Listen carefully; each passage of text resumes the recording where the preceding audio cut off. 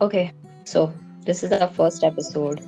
This is me. Hi, I'm Ashrika, And hi, I'm Anya. and we're your hosts for this podcast. And maybe we'll grow up on and what was the name? And maybe we'll grow out of it.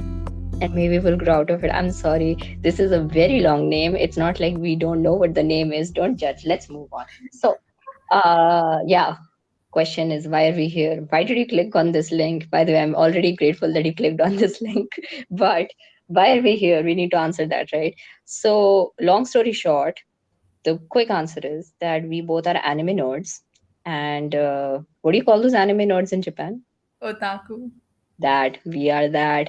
Okay. And we both love anime, but we both, in general, love storytelling. It's amazing. We're in love with it, and we were like, let's make a podcast because we have a lot of thoughts to share, we have a lot of opinions and everything about it, and we were like, yeah, let's share it to the world. It will also be great if we get more interaction, and that's why we're here, anime nerds.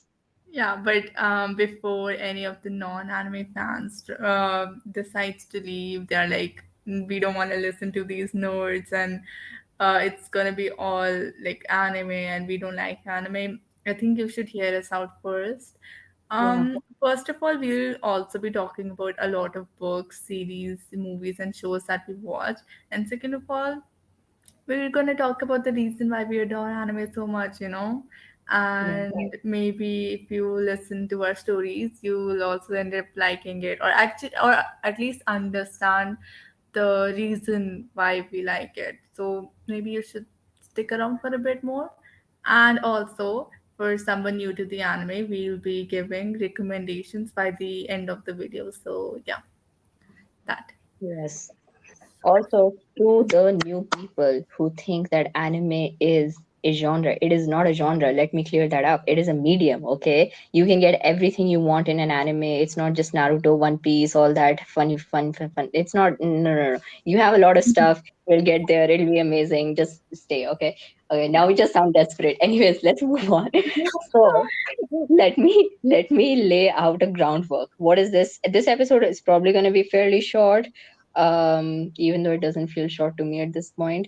But kya kehte hain, it's just going to be us now talking about how we started this podcast, exactly the details, what, how this idea came up, all that good stuff. Uske baad we will talk about our personal journeys with anime and storytelling in general, why we love it, why we fall in love with it. Very good.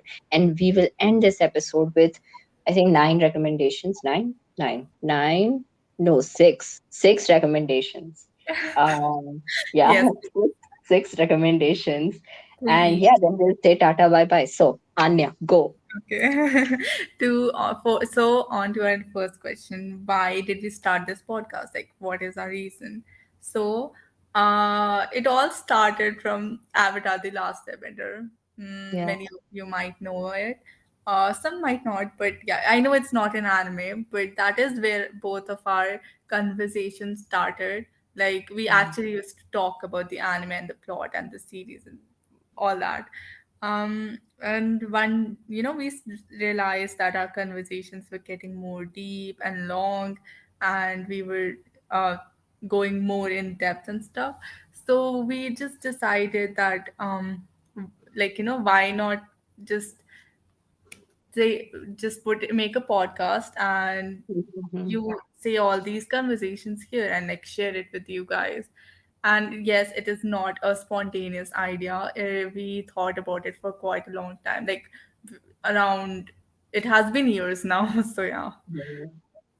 In other words, we know what we're talking about. Listen to us. Okay. So now, now I'll share my personal journey with stories. I'll try to keep it short. I swear I'll keep it short. Okay. So, long story short again.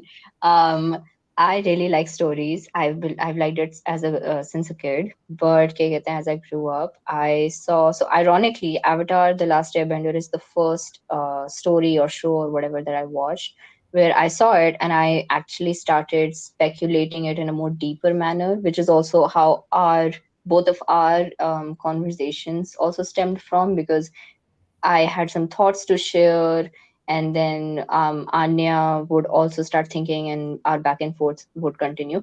But I fell in love with stories, I would say, around the time I saw Avatar The Last Airbender, in a way that I had never fallen in love before. Because pehle I would just watch it and move on. But then I started thinking about it in a more deeper manner, in a more deeper sense. You know, the characters, the plot, the foreshadowing, the redemptions, the growth, the themes and the philosophy and psychology of characters and all that. Yeah. And I was like, this is so interesting. This is, of course, the more technical side of storytelling. I also like the more abstract, or the more, I don't know how to describe it, but like, you could almost say like the romanticized version of storytelling. Like, how it helps you be more empathetic, how it brings more maturity. And it's like stories are like these lies, but then you find these nuggets of truth in them, and it's so nice. Anyways, yeah, that's it. Yeah. Uh, I for me it was like I've been watching anime since I was like a very little, and Doraemon. yes, Doraemon and Shinchan. I didn't Yeah. even know at that time they were anime, I but thought it was yeah. an Indian cartoon, but like, ठीक है, that is disappointment, but fine. Now we know, so it's okay. Yeah. And so, but like I stopped watching it at one point of but before COVID started, like just Thora before that, Mm, um, Ashvika introduced me mm, to anime again, which I'm very much thankful for. And yeah, it just has been a part of my life for a very long time, and I'm like very connected. I feel more connected towards anime than I have felt with a lot of shows yeah, I that's true. watched previously. Yeah, and it kind of transported me to a whole new perspective of the world, if not the whole different world. Mm-hmm. It also like opened me to things. Like I'm not joking, I wouldn't think about anything. I would just watch a show, talk about like some funny stuff that I found in it, and just like get it over with. But now I actually used to like talk about the story, the themes, the contrast, everything I could like talk about and see and then anime. So it is very, heart touching and like close to my heart. Also, I really like how uh there is like a lot of genre and in anime and like a wide variety. So any kind of age or gender can watch it without uh feeling like left Love out or that. anything. Yeah, yeah. Yeah. And it also really connects people. Like you can see me and Ashvika. We kind of met through anime only. Yeah, yeah, yeah. Yeah. Also, I'll add disclaimer to whoever's listening. I might have been the one to introduce her to anime, but she's a bigger anime nerd than I am. It's thoda scary, not gonna lie. But ठीक है, anyways. Okay, now we can give those recommendations. So we have total 6 recommendations, Yes. and you should watch all of them. Also, by the way, if you, Anya, including you, if you can hear, can you hear explosions behind me? No. Oh no, okay, ठीक है, that's fine. Huh. It's firecrackers. Shadi ho rahi hai, I guess. So go first I think recommendation. Indian shadis. Okay. First will be Fruits Basket from my side. Um, so the story revolves around the concept of Chinese zodiac. The zodiac animals are spirits that are passed down and possessed by the members of the Soma family. It might look really nice, but it's actually a curse. And behind the scenes, we get to know more about this curse, which is actually Mhm. very fun. You should see that. Um, to top that, the zodiacs are forced to transform into respective animals wherever they hug someone that is from the opposite gender or if they're sick. What is the mystery behind the Soma family? Well, you have to watch Fruits Basket to know about that. Ooh, mystery. No, but like you should watch it. It's really good. Yes, Okay, yeah. just know that you're in for much more than it looks like at the starting. Yeah. Okay, next recommendation. I will recommend Attack on Titan, AOT. So I will read a small excerpt, whatever that. that I wrote, and then I will thoda sa, tell more about it. बाद में. So, Attack on Titan is many things. It's a revenge story, an action-packed plot, a ferocious world, and a hype train. That is until it's not. Because more than anything, Attack on Titan, a fearsome boy turns into a hollow man. The strongest soldier harbors the loneliest soul. The most selfless being dies in the blink of an eye. The world roars with the screams of titans, but suffers from the cry of our beloved characters. Attack on Titan does not blur the line between good and evil, it dismisses the line altogether. As we get caught up in the action and the twists and turns of the story, as we start to care for such characters that are capable of murdering thousands, we face the unavoidable truth of this anime. That is, that the world is cruel, but somehow it still manages to be so beautiful. So, basically, if I had to sum it up in a few words, Attack on Titan on surface feels like a fairly basic story, a concept that we've seen before. But if you just give it some time, in my opinion, you should give it at least 2.5 seasons, because that's when I actually got hooked in. You will see that this show has much more to offer than you realize. And I mean, it's still hype, it's still cool, the characters still, give you those cool looks and you go like, wow. But then also it is actually a very serious anime. And if you're, especially if you're like a writer and you want to study like all this stuff, I think you should definitely watch this anime. Yeah. And let me tell you guys, she's Mm. writes, Ashvika writes. So that whole paragraph, it's all written by her. Yeah. Yeah, okay, now go. Okay. So the third recommendation, yes, it would be Spy Family. So a spy, an assassin, a telepath. What happens when three people with the country's biggest secret come together to form a forged family? Spy Family feels like a James Bond movie, except more slice of life. Mm. The missions and mysteries and the actions takes a backseat while still being prevalent. And in this chaotic setting, we witness the characters forming a familial bond. The world's top spy tries to be a good dad. The deadliest assassin learns cooking for the first time. And an orphan who can read minds battles her greatest challenge yet, getting good grades. It's a heartwarming, light-hearted, emotional tale and a handful of loners finding a family in each other.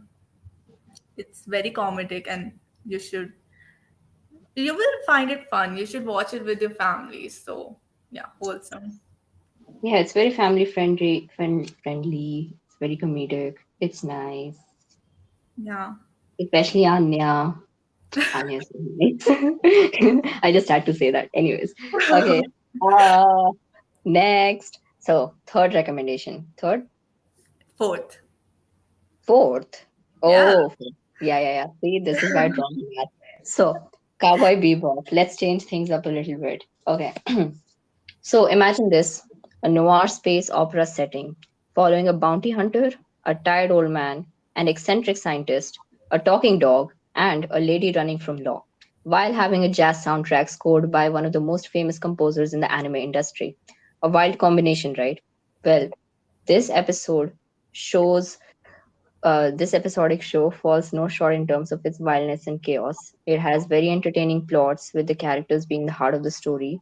They all have gone through a lot and they all end up finding some sort of connection with each other. Mind you, it's not like, okay, it's not like a friendship, which is what I find the most interesting about the show, because they are all grown ups and they've been through a lot at this point.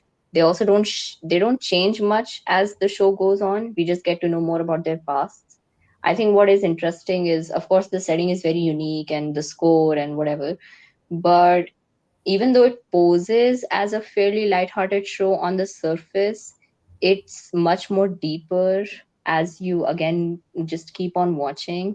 Which I would also, by the way, say that this is like a trend in animes, which we can discuss at some point. I think Anya, like how it appears to be fairly like simple, like Haikyuu में it's a volleyball show, or in Fruits Basket it's a romance, or in Attack on Titan it's a revenge plot, or Cowboy Bebop is a comedy. But then as you go on, you're like, wait, no, this is so deep and it's Yeah. so good. Yeah, that's so. So, anyways, give it time, watch it. It's very good. Now I'm done. Okay. And my last recommendation would be Haikyuu because Yeah. it's the best. I don't care. It's actually the best anime, sports anime I've watched, and my top one anime. So The best definitely, anime. yeah. So, inspired after watching the volleyball ace nicknamed Tiny Giant in action, Hinata Shoyo suddenly falls in love with volleyball and revives the volleyball club in his middle school. Their first match ended up in a brutal defeat by the king of the court, Tobio Kageyama. Hinata is determined to beat and surpass Kageyama. So, after graduating from middle school, Hinata joins the Karasuno High School Volleyball Club, only to find out that his sworn rival, Tobio Kageyama, is a part of his own team. Hinata having short height as its disadvantage, and Kageyama having his own problems. It seems like both of them needs to work together, as that might be the only way for the team to be successful. So watch Haikyuu. It's very good. Yeah, the team, how it grows together, and the individuals themselves. It's so beautiful. Yeah. In the future, we'll make. I already know we're gonna make so many discussions around Haikyuu because it's so good and there's so much you can dig into it. So, yeah. Yeah. Okay. Last recommendation, last but not the least. Vinland Saga. It's a historical fiction. So if anyone likes historical fiction, this did pretty well, the historical fiction part. Okay, I'll read the small thing I wrote for it. The world is at war. Ships are raiding every village, and troops are cutting down men and women and children as if life had no weight. But in this storm, one raging with blood and death and murder, laughs a boy with excitement on the shores of Iceland, far away from this hell. What he does not know is that soon those eyes of wonder will be clouded with revenge, and his blissful heart will kill more men than one would care to count. The boy will get drowned amidst the Vikings and nobles and politicians, but he doesn't give a damn about the war. All he needs is one man banished to hell from his own dagger. Okay, so I know this sounds like a revenge plot, a simple revenge plot, very similar to Attack on Titan, but again, it's not. It's very well thought out, weaving the action scenes. There are a lot of deep provoking questions, well realized characters. Oh, there's a lot of politics, which, if anyone likes politics, Vinland Saga has plenty of that. And the world building is also very well done. It's in some ways, it's actually very accurate to the actual Vinland Saga volumes. If you've read them, if you're like some history buff, you might know. And I don't know. I don't know how you can sum it very quickly, but this show also asks a lot of deep provoking questions. For example, what does it mean to be a true warrior? Or is the kind of love that is between human beings truly unconditional love? Or is it something completely different? And it asks these questions, it lets you ponder on these questions. You know, the main character, he's fairly well written, but I think the most well written character is actually the antagonist. Okay, because he doesn't even feel like an antagonist. It's almost like he's the protagonist of this specific season while being the villain. So if you're interested in following some villainous protagonist and his journey and who he is, politics, all that, this is definitely a show for you. Okay, now we're done. Yeah. So If you those have, were uh, humble. yeah. So if you have still been listening to us, thank you so much. Yeah, if you made it till the end, I would legit give you a chocolate right now, but I cannot Both do of that. us. Yeah. If we personally know each other or something, you can like DM me. I will give you a chocolate. Okay. Anyway, so that is the end of this episode. As we said, this was just an introductory episode, a little about. I swear we will improve. I know this was thoda sa glitchy idhar udhar, but theek hai, this is our first time, and we truly are very passionate, and the passion counts. So we'll see you in the next episode where we will probably. Haan, bolo. No, continue. Yeah, where we will probably talk about something more specific, probably going to be Haikyuu. I can already guess that, but we'll see. How did you know I was thinking that? Bro, come on, you are obsessed with Haikyuu, but like, yeah, something specific in Haikyuu probably. So we'll see you in the next episode. Till then, I'm just very grateful you're still here. Okay, Thank so you bye, so much and bye bye. bye, peace. I'm turning the call. Okay.